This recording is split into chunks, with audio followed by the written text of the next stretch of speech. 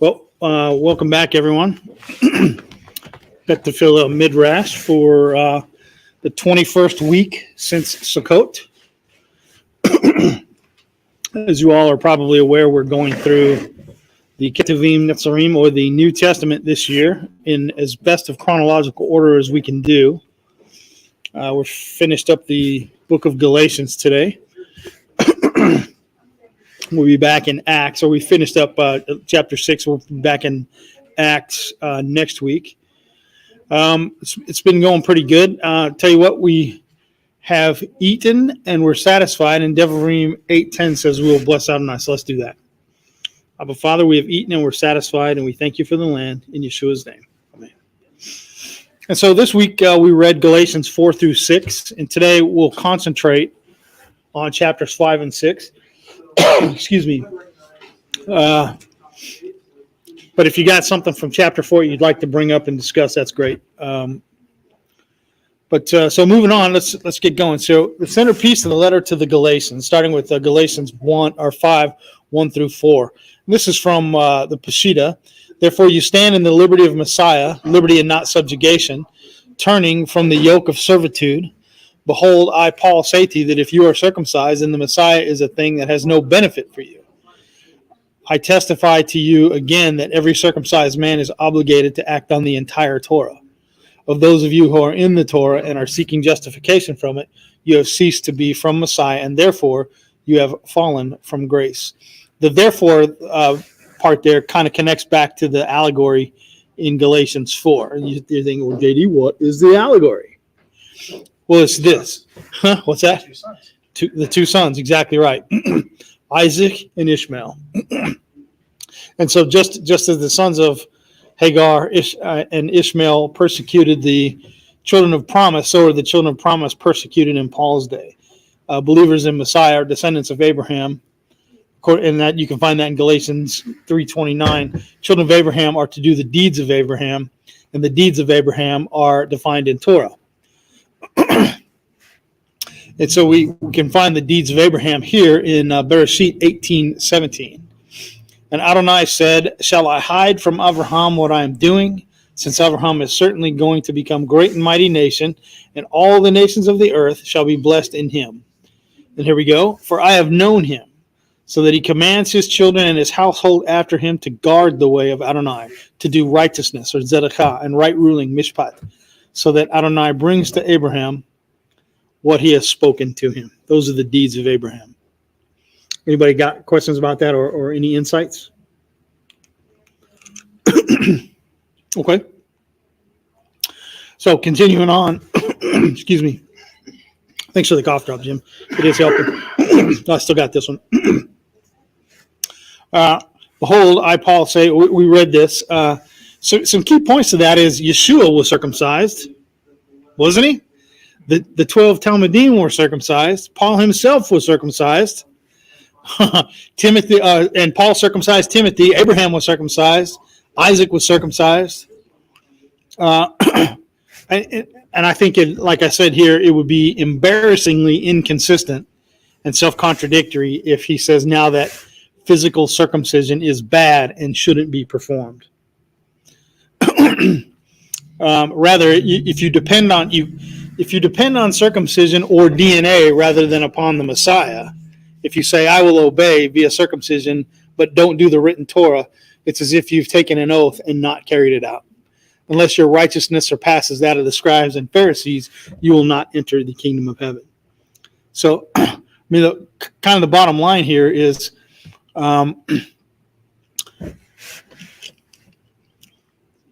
the deeds of Abraham are to keep the commands of Adonai and to guard your families. One of the commands of Adonai is to be circumcised. Therefore, you can't just ignore it. You know what I mean?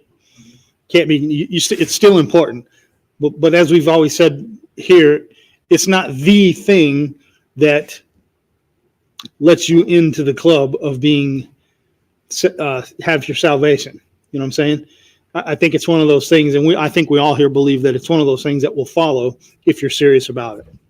That's it. It's not the thing you have to do before you can start learning. So, of course, Avi ben Mordecai says about those of you who are in the law, obeying the takanot masim of the Pharisaic traditions and their elders and their halakha, and who are seeking justification, a declaration of righteousness through the oral law, you have ceased from Messiah, who taught us that it was sufficient to obey the written commandments in context. You have fallen from grace, meaning you have perverted the truth of Messiah, and there's no filter that we can add to the Torah to make us more righteous. I don't like everything Avi says, but I like that. Anybody got questions about that? No. The only thing that keeps popping in my mind is just that because you continuously say righteousness, right? And I think sometimes that word is misunderstood. And if we going back to the Shema, Deuteronomy at the end of it is that this is your righteousness. So I'm assuming that by definition of righteousness is you doing the will of Yah, following the law, statutes, and commandments, which I think that is misconstrued in today's time because they continuously say that it's done away with. Right. So how can you claim to be righteous? Yeah, exactly. That's an excellent point.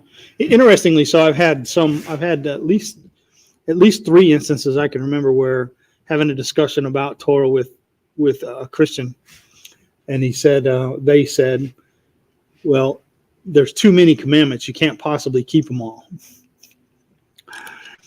So I kind of had to explain. I'm like, all right, there are 613, but if you add up all the commandments that you read in the Ketuvim Netzarim of the New Testament, it's 1,020. So is there too many? And plus, not all of the 613 commandments apply to every person. Some of them are. Exactly, yeah, and only to the priests, right? Yeah, exactly. So specifically the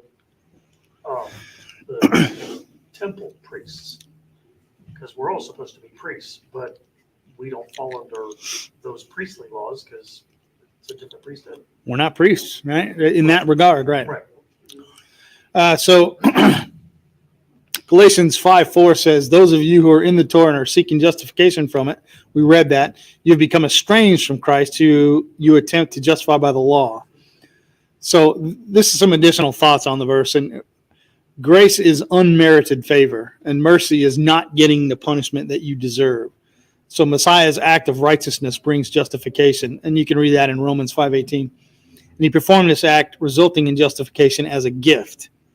So the difference between a gift and a wage is the gift is unearned. And while the wage is owed to the laborer, if you're relying on the wages owed to you by Elohim, you are no longer relying upon him for unmerited favor. Thus, you've fallen for grace. Yep. Unmerited favor as a definition for grace is a new definition, less than 100 years old. Great. Doesn't mean it's wrong. Grace has been a thing for Ever. Yeah. It's basically but it meant getting what you don't deserve and not getting what you deserve. not necessarily. What's a grace period? A grace period. It's not the same thing. But it is. Okay. It's an amount of time given so that there is no charge against you based on what's going on. It's closer to mercy, but it's a time period where you get right with the Torah, where what God said. You have a period of time.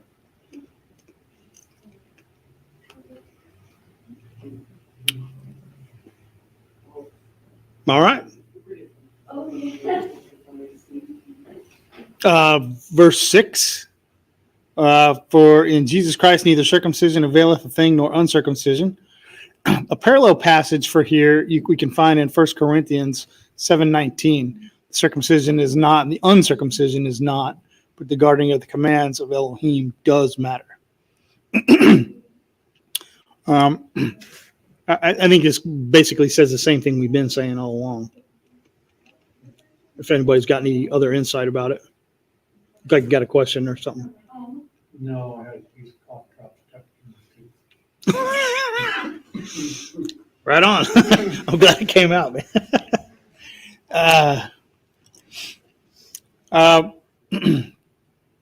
It means that DNA doesn't get you into the kingdom. I think that's pretty important. Whether it's not a Judean or Aramaean, not circumcision, uncircumcision, Greek or barbarian, but Mashiach is all and in all men. So, anybody else on that? Yeah. 5:9 says, a little leaven leavens the whole lump. I was wondering, do you think Paul is making a reference to Messiah's words there from Matthew 16:11-12? How do you not understand that it was not about bread that I spoke to you? That you should be aware of the leaven of the Pharisees and the Sadducees? I think Paul was kind of leaning on Yeshua's words there. Well, considering that's what they picked up on, that other guy, the quote you brought up, where that's what they picked up on, was the laws of the Pharisees and the religious laws. That Paul would have had to have been taught this point, because obviously Paul didn't witness when Yeshua said that. But I think it's definitely directly related. Yeah, good point. For the entire Torah is fulfilled in one word: you will love your neighbor as you would yourself. And so here's the key point to that: we are still doing fulfill the Torah by doing that one command. And Romans 13:8-10 says, you don't owe anyone anything except to love one another, for whoever loves his fellow human being has fulfilled the Torah. For the commandments, don't commit adultery, don't murder, don't steal, don't covet, and any others like it are summed up by this one rule: love your neighbor as yourself. We're still fulfilling the Torah by this. So it's not completely fulfilled yet, right? Because we're still doing it. That's what I think. But if you be led by the Spirit, you're not under the law. But the fruit of the Spirit is love, joy, peace, long-suffering, gentleness, goodness, faith, meekness, temperance. Against such there is no law. And of course, from the love your neighbor part from Vayikra 19:18, that's a foundational command that the Torah and the prophets depend on. So it can't be an attempt to separate love from the Torah as if spiritual is in conflict. Torah as if the spiritual is in conflict with the Torah. So what does it mean to be under the law? Isn't this one of those instances where that definition, they actually looked at it in the Greek, and it does not mean Torah? It means the religious laws. I'd say that's pretty close. Yes. Mm-hmm. I thought I had a slide after that, but I guess maybe I lost it or something. No, it's there. Under the law means to be under the condemnations Adonai has decreed for disobedience to his instructions. You're not under the. Say again, sir. Oh no. To me, it seems it would be more accurate that if he be led of the Spirit, ye are not under the curse of the law. Yeah, very good. Yeah, very good. The penalty, the curse being the penalty for disobeying. Yeah. If you're disobeying the Torah, you're not under the grace of the Messiah, Yeshua. And so note that under grace is not freedom to go ahead and sin whenever you want. You need to get yourself back in line. Yeah. It's time. And time is running out, Super Chief. Mm-hmm. Which goes into the grace period. I like it. Yeah. Because it's the grace period in itself is when you're walking in His way, continuously making that effort to walk in His ways. But then the moment you decided to walk out of it, you're closing the door on that period. When I talk to soldiers, I look at it as, when we roll out to the field, how you got the command center in the middle, you have the security around. The grace period is you put in that security. And then the moment you decide, you want to follow the lust, do this, do that, you walk outside of that perimeter. Now you're no longer covered under the grace, you're back into the world. You're doing what the world is doing. But you have the ability to be forgiven for their sins, because of what Sean said. So now that opens the door for me to come back into that secure area where now you're back on the grace. Yeah. Don't leave the wire Yeah. anymore. Stay in the fob. In the sheepfold. Yes, exactly. If we live in the Spirit, let us also walk in the Spirit. So walking in the Spirit is no way contrary or opposed to guarding his loving instructions to his people. And keep in mind, what does Torah mean? What does the word Torah mean? Instructions. Very good.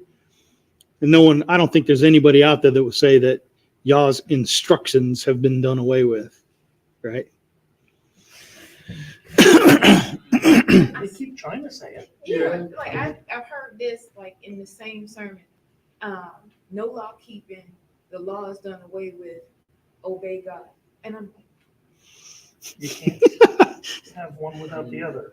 I've heard famous preachers even Yeah, contradict same. themselves and say that you'll be a fool to follow the law because the law is done away with. Yep, but same. then say obey God. Right. Wait a minute, what? Right? Anything from chapter 5? We're getting ready to move on to chapter 6. It's going pretty short, so that you might want to bring up or got any insights? That was funny. Everybody just went. No, there was one part I highlighted, and I wanted to know if I really understood it. 5:3. 5:3. Let's take a look. 5:3, that we know that it testifies that he was accepted to the third Torah. Let me find that. Galatians 5:3 says, "And I witness again to every man being circumcised that he is debtor to the entire Torah." Okay, what do you think about it? Well, I mean, to me, that's just a fact saying that, if you went and got circumcised, you're following the law. So you are subject to, the law. But It's kind of an outward omission saying, I am going to do my best to follow the Torah as best I can. And for Paul to teach anything other than that would be way contradictory, right? Like we said a little bit earlier. Because he was circumcised. Absolutely he was. He's Yeah. saying he's like that too. Uh-huh. Oh, the confusion with that is because it's been taught so much that this is something wrong. To say that it doesn't matter, Yeah. right? Right. Mhm. I guess that one sticks out to me because more of in the Christian church they use that To say that the law is don't done do it. with, or you don't need to Right. follow this. But The key there is keep reading. yes, It's easy to stop after you find the thing that you want. That's I think the operable term here is trying to be justified by Torah as opposed to being justified by the Messiah. by the Messiah. Mhm. Yeah, exactly. That's the difference. You bet. The actions are going to be the same if you're doing what he wants or if you're doing what the Torah wants. But if you break it under the Torah, then by the Torah, you've broken it. If you break it under Yeshua, under the Messiah, You've really broken it. yeah, but there's the grace. Yeah. Even though the grace did exist, even in the Old Testament. But once you come to that knowledge, you're responsible for it. Just keep that in mind. And your sins can be forgiven, but that doesn't mean you're not going to reap some punishment from it.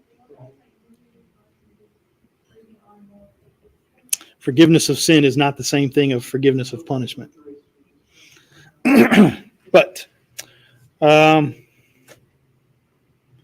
chapter 6, verse 1. Brothers, if any man among you goes before you in error, you who are in the Spirit, restore him by the spirit of gentleness, and beware lest temptation comes upon you.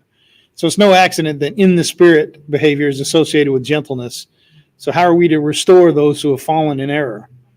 And what temptation do you think Paul is talking about there? How are we to restore somebody who has kind of gone outside the wire, so to speak, to use your metaphor?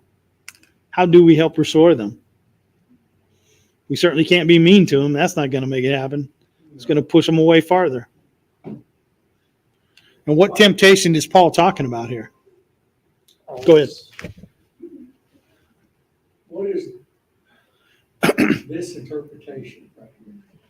Why is it you are in the Spirit, capital S, restore him by the Spirit, small s, of goodness? Is it two different spirits that you're talking about? When you're walking in the Spirit, that's the Ruach. The Spirit of gentleness is.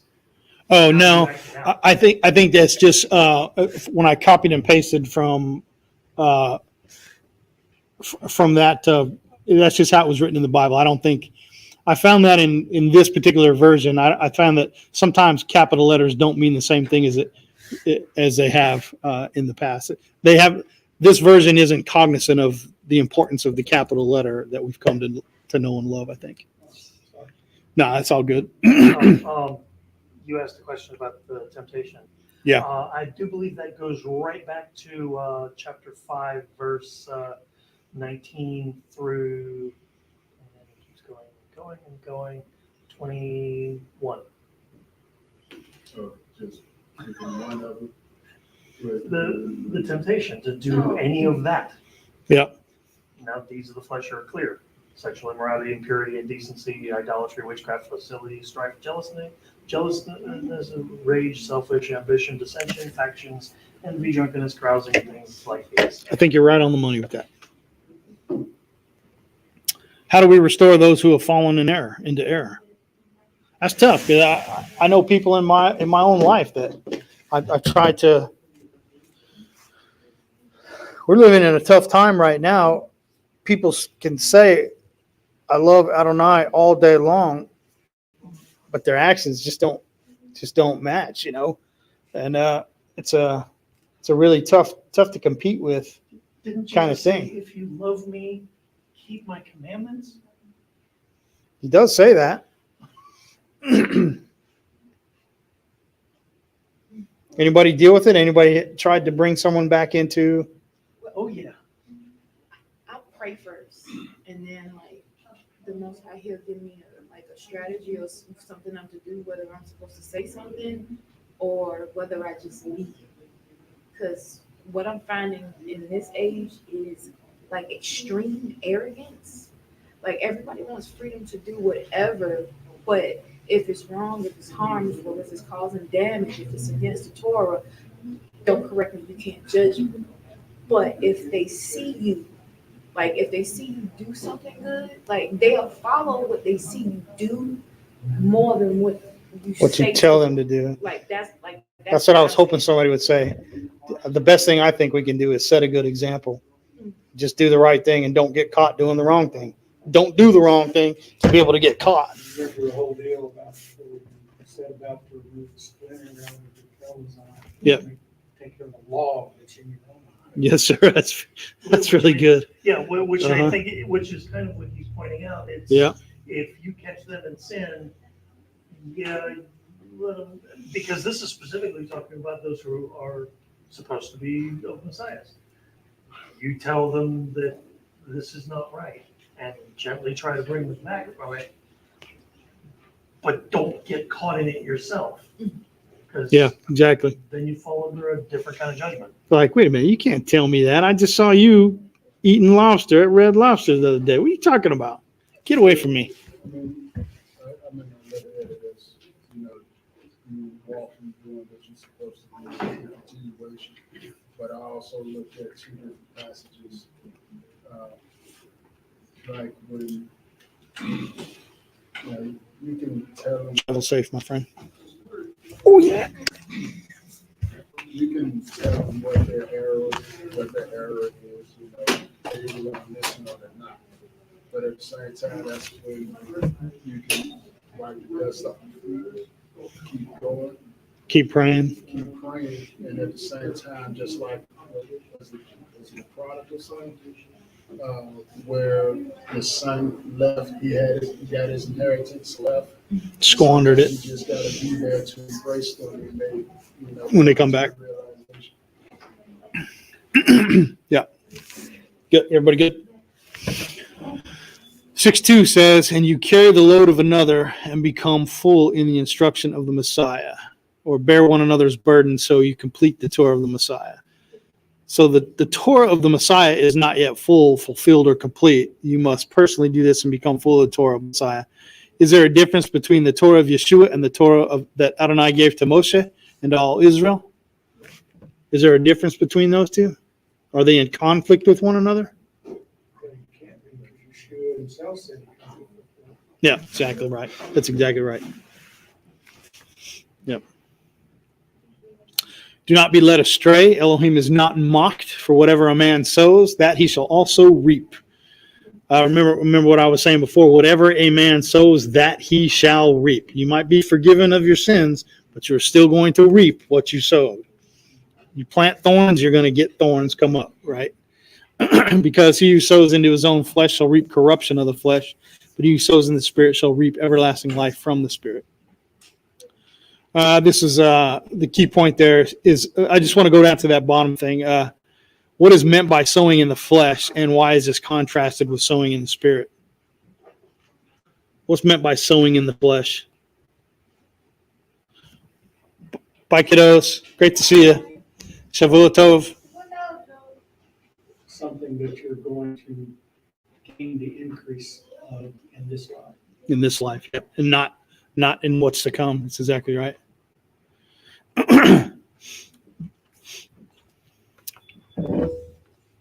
Let us not be weary now that we're working for good, for in the season of reaping we will not faint. Therefore, while we have time, let us do good to all men, especially towards those who are sons of the house of faith.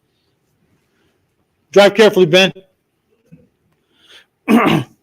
If you're working for good, are you doing good works? And what do you think is meant by season of reaping?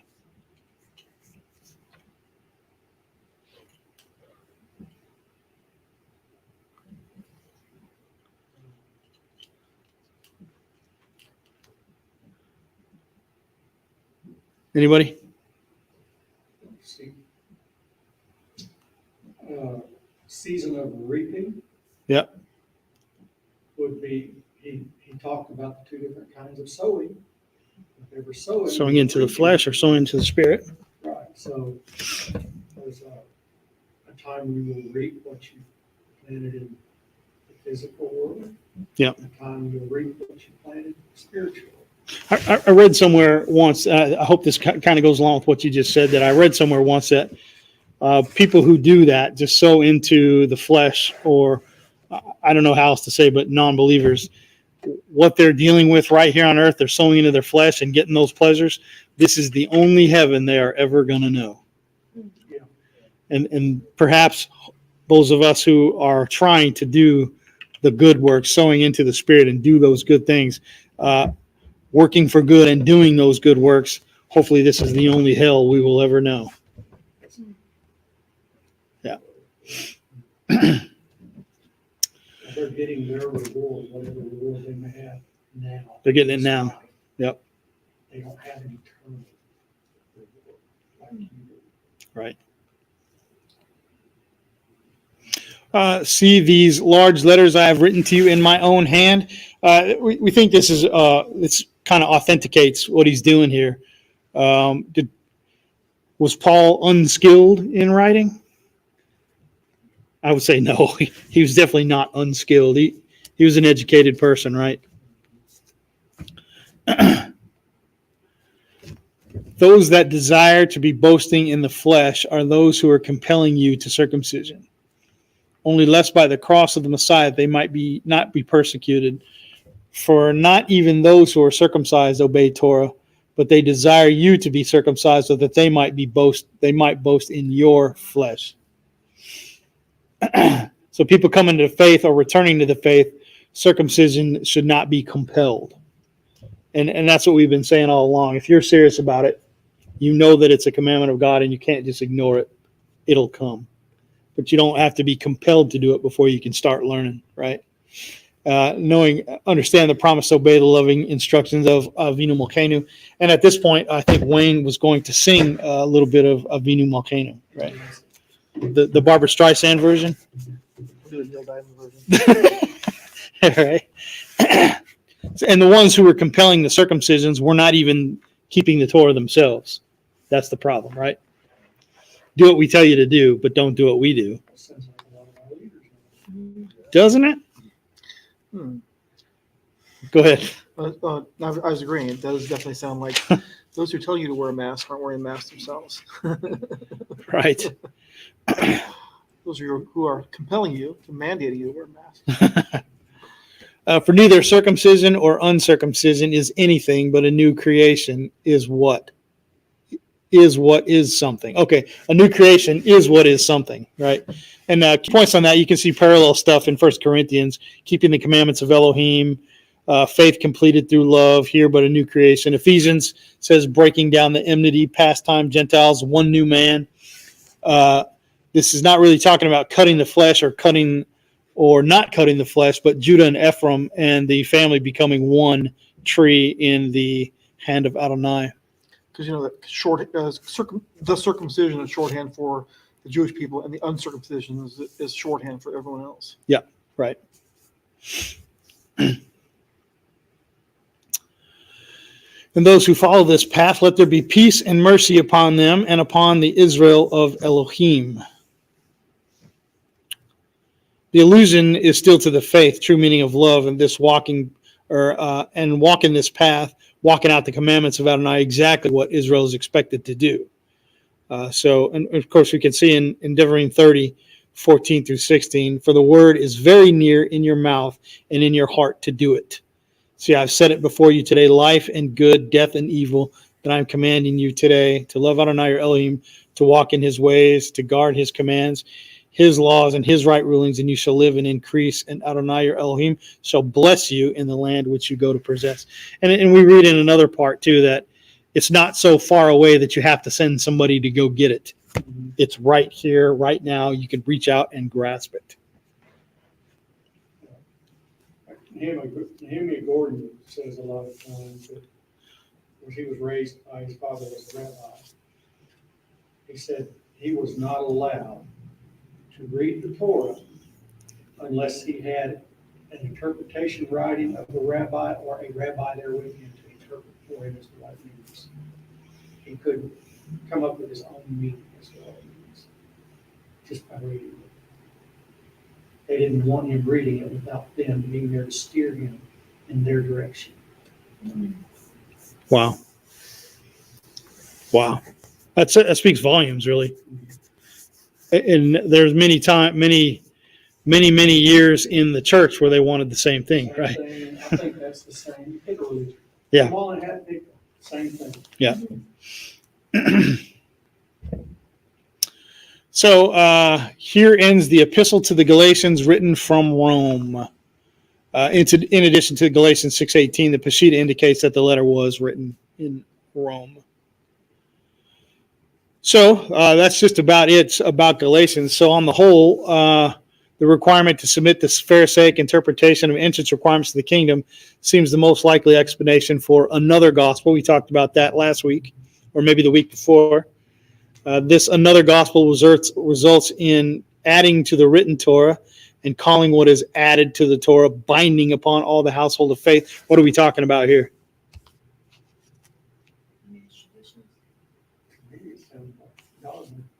Yeah, for sure. And many, it's once again, do what we tell you to do, because this is how we walk this out. Even if it doesn't. Even though we don't live it, we know it's best. Yeah. If we seek to be justified by Messiah, we'll still find ourselves to be sinners. Should it be, therefore, that Yeshua the Messiah is a servant of sin? Elohim forbid. If you add to the Torah and call what is added to the Torah binding upon all Israel, then adding to the Torah are taken upon themselves authority to declare sin and not sin apart from the written Torah. And this type of sin is not covered by the atonement of Messiah, according to Galatians 2:17-19.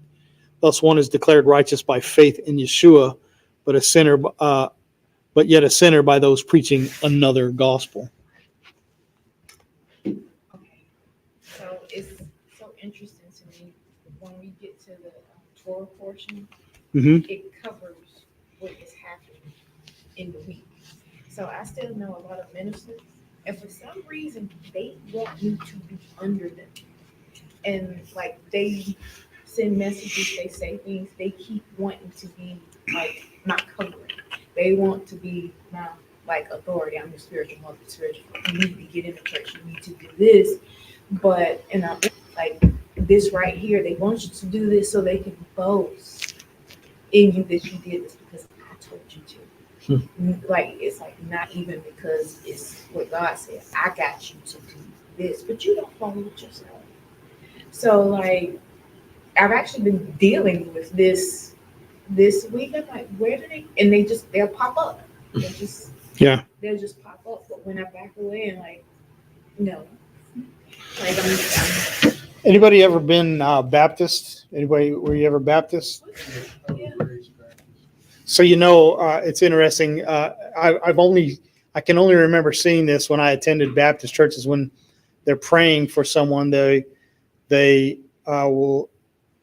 always mention the person that showed them the plan of salvation, and that's the big thing. I showed him the plan of salvation, and you get some sort of elevation by that. I've only ever seen it in Baptist congregations, though. oh, I've seen that like everywhere now. Have you? Like it's so like if you get saved and Yah does a transformation in you, they almost don't want to acknowledge it because you didn't have affirmation papers. This ministry didn't affirm that you were transformed, that you were changed, that you have this anointing or this gift. Sure. So they act like it's not valid because you didn't get it under this system. And many times when somebody leaves a city, for example, if you're leaving Huntsville, Alabama, and you're a member of a Baptist church or something down there, and you know there's another Southern Baptist Convention church in Lawton, Oklahoma, that pastor will send forward documentation vouching for your character. Pretty interesting. Maybe we ought to do that. Yep, Jim is circumcised. Let him in. C N O A.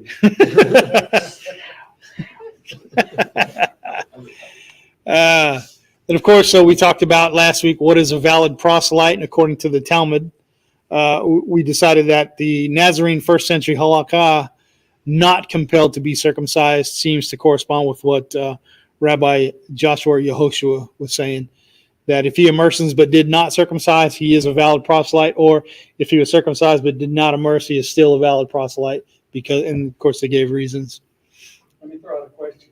Yeah. Relates to that point of Torah. So, you're not circumcised, but you're still valid.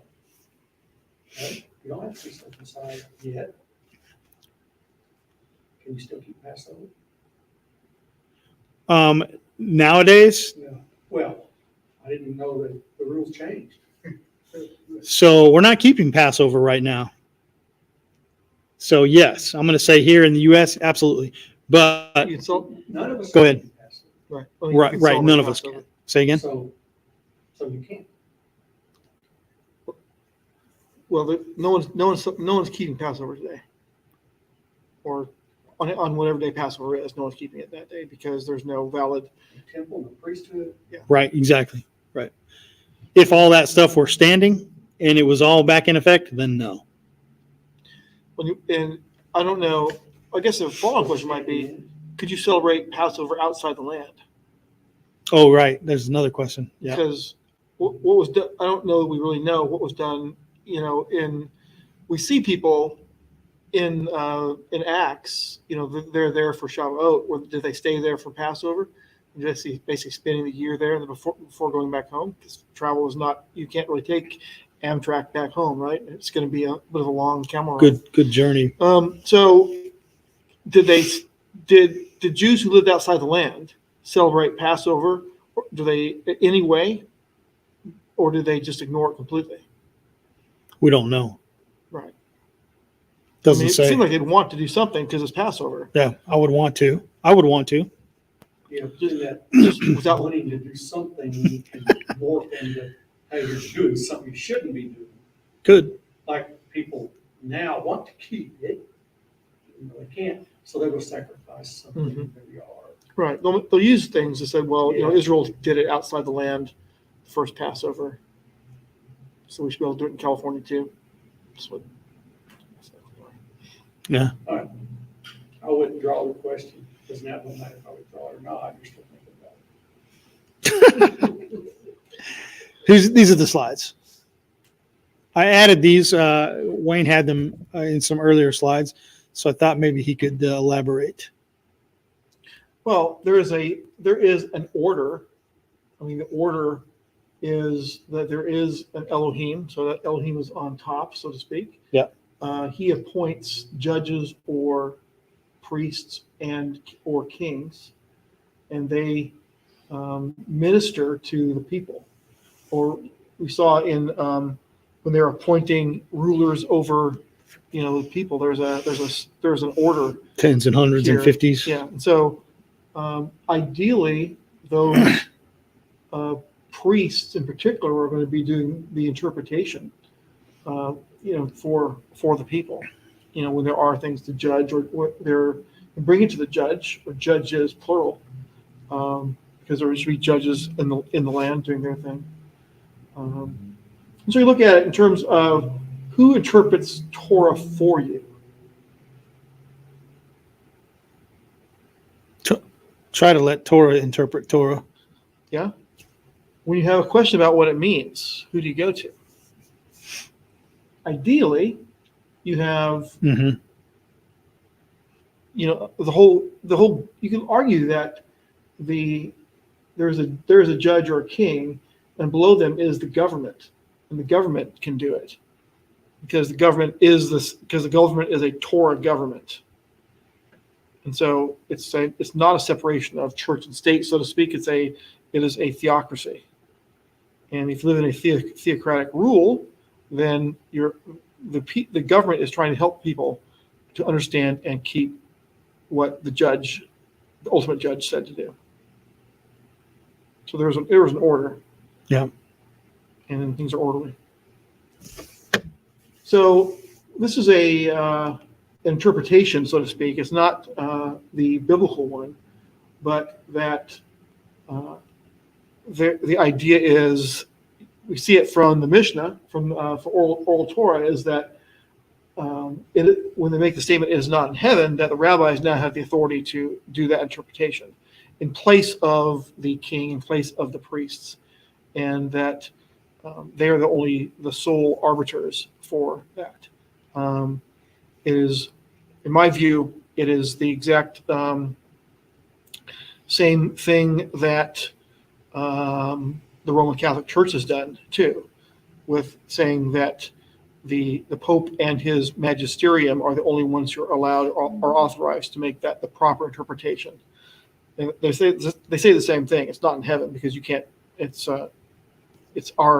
been pushed down to us, and we're the ones who are rightly guided to make that interpretation. Yeah.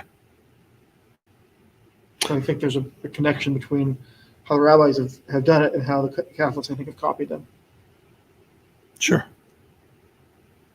That's all I have for today, unless you have some questions or anything you'd like to discuss.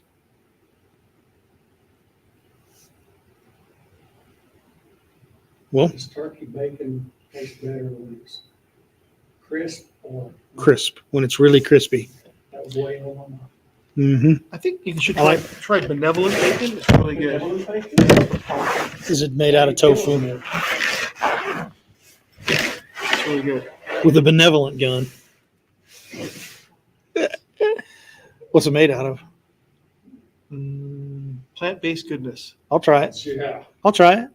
Yeah, but turkey bacon is good, but it needs to be really crisp. Let's pray. Abba Father, in the name of Yeshua, we thank you that we can come and talk about your word. We know that it does strengthen us. We pray, Father, that you would help us to be able to apply it to our lives and to be able to help others when they need it. Please let us travel home safely and have a great week serving you. In the name of Yeshua the Messiah. Amen. Amen.